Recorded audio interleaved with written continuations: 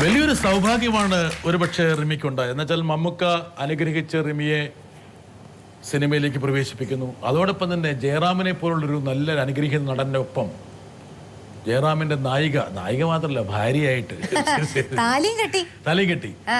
ആരോ പറഞ്ഞു കേട്ട് ഈ താലി കെട്ടുകഴിഞ്ഞ ശേഷം റിമിക്ക് ഇതൊരു കൗതുകമായിട്ട് ഇനി 1, 2, 3, 4 ഒക്കെ ഇനി കെട്ടണം എന്നുള്ളൊരാണ്.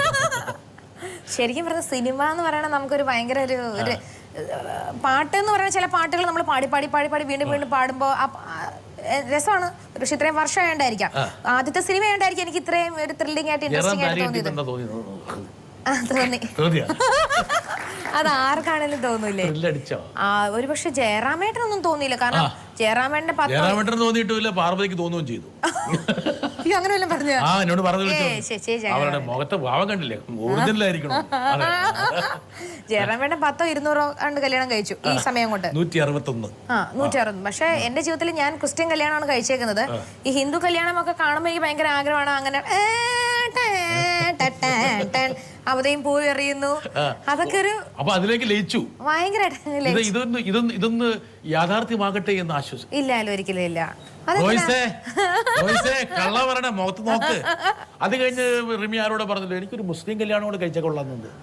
അല്ല, ഇതൊരു കല്യാണം പറഞ്ഞാൽ ഭയങ്കര രസകരമായിട്ടൊരു കാര്യമായിട്ട് തോന്നി.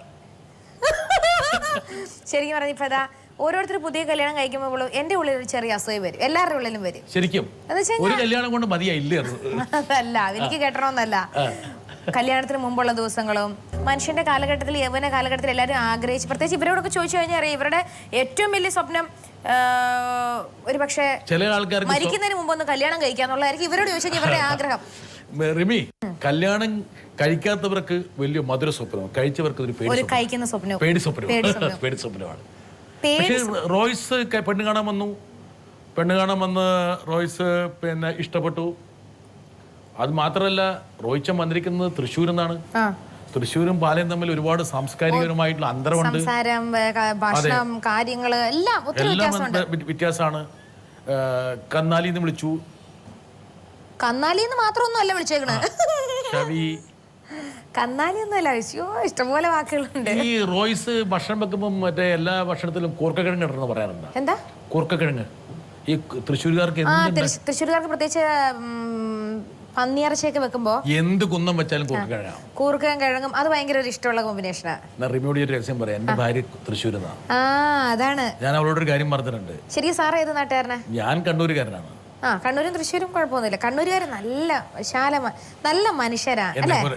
പക്ഷെ അവിടെ നിന്ന് ഇങ്ങനെ ഒരാൾ എനിക്കൊരു അത്ഭുതം. അപ്പൊ ഈ കൂർക്കക്കിഴങ്ങിന്റെ ഒരു പ്രയോഗം ഈ തൃശ്ശൂർകാർക്കുണ്ട്. നിർത്തിച്ചോ? ഇല്ല, എന്തിനു നിർത്തിക്കുന്നു? നമ്മുടെ വീട്ടിലൊരു ചേച്ചി ഉണ്ട്. ചേച്ചി എന്ന് കൂർക്കക്കിഴങ്ങ് വേണമെങ്കിൽ ആ ചേച്ചി ഇഷ്ടം പോലെ വെച്ച് കൊടുത്തോളാം. ഇത് ഞാൻ വെച്ച് തുടങ്ങുമ്പോഴാണല്ലോ നിർത്തണോ വേണ്ടേ നമ്മൾ തീരുമാനിക്കുന്നത്. അങ്ങനെ റോയ്സിനെ കല്യാണം കഴിക്കുന്നു. ആ ചേച്ചിയുടെ പേര് പൊന്നമ്മ ചേച്ചിയുടെ. ആ ചേച്ചി ഇല്ലെങ്കിൽ എനിക്ക് ജീവിക്കാൻ തന്നെ പറ്റില്ല. പൊന്നമ്മ ചേച്ചി, ഈ റിമി പറഞ്ഞത് തമാശയാണ്. യഥാർത്ഥത്തിൽ പൊന്നമ്മ ചേച്ചിയോട് ഭയങ്കര ഇഷ്ടമാണ്. അതിന് ഞാനൊന്നും പറഞ്ഞില്ലേ പൊന്നമ്മ ചേച്ചി പറ്റി? പറയിപ്പിക്കാൻ വേണ്ടി പറഞ്ഞ